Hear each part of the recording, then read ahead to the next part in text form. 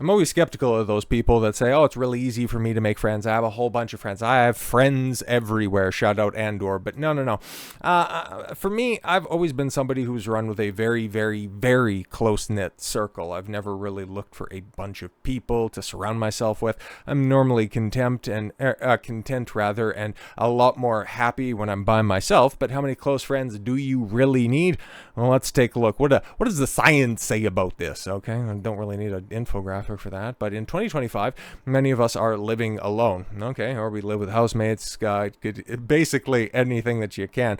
People who may share a fridge, a lease, even a dog, but not necessarily our inner world. While the population swells in our cities and digital devices keep us constantly connected, many of us live in a kind of emotional isolation. Yeah, of course. Like even if you live with your family, or even if you live with a spouse, like if you're not spending considerable quality time together, or even if you are, and even still, like, okay, yeah, if your quality time is just every once in a while just peering up from your phone going, "Oh yeah, how's your day at work?" I don't really care, but then just moving on with your time. So yeah, you can be together, but you can also still be isolated. So when we go to work, we cook our meals, we scroll our phones, we answer messages, and we still feel deeply alone. For generations, it was given that our romantic partner, our spouse, was also our closest confidant, our friend, our father, our confidant, the person we could cry in front of, confide in, lean in on at a day when it's simply been too much. Yo, that is just way too much for me. Okay, we need to stop it. Stop it. You're just flashing too much.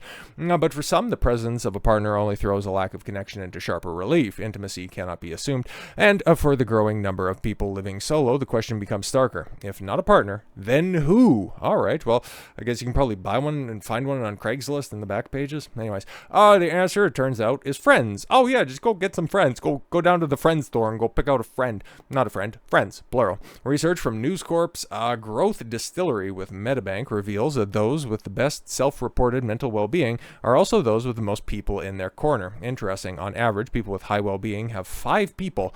That's not a lot. Okay, that could be somebody in a different epoch of your life, like a couple people at work, a couple of personal friends, some old friends that you have, maybe some extended family members that you can consider a friend as opposed to a family member, like a first or second cousin that you don't see all that often. But yeah, okay, let's see. Those with poor mental health report just over 3. Okay, so the gap might sound small, but in practice, it's enormous. It's the difference between feeling like there's always somebody you can call and running through a dwindling mental list of names when things start to unravel. The data is compelling. It confirms what many of us know instinctively, but sometimes forget to prioritize. That connection is not an optional extra, it is vital. Friendship is not a decoration for a busy life.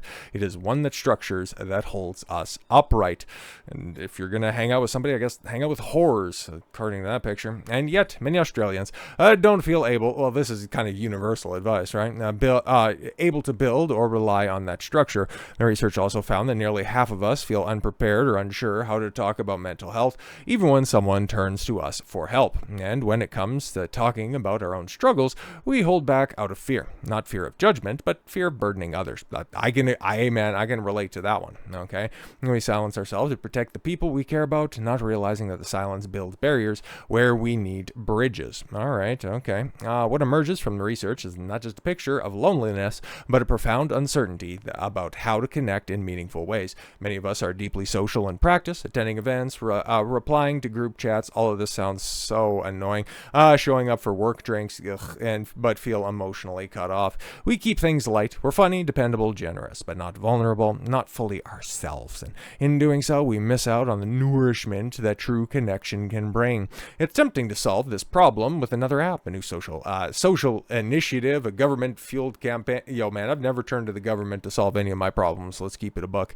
But there's something more elemental at stake here. Something that doesn't require policy or innovation, but courage. Yes, finding somebody of a like mind and motive, I think that would be very important. But yeah, the most important thing, obviously, that we're taking away from this is 5 people. 5 people from different parts of your life. I think that ends up being the most substantive connections that you can build in life. Somebody that, yeah, you can go grab drinks with, even though I wouldn't encourage that. Go do something productive instead. Go lift, go for a run, go for a bike ride or something like that. Go play an actual sport, to do something and get active. But yes, if there's somebody that you can do that with, there's somebody that you can relate to on a deep level, you're obviously going to find more satisfaction than by yourself. At least that's what I'm being told. So with all that said, Thank you all very much for the gift of your time. I've been Don Cosmello. I want you to follow your gut and get after it. Take care, everyone.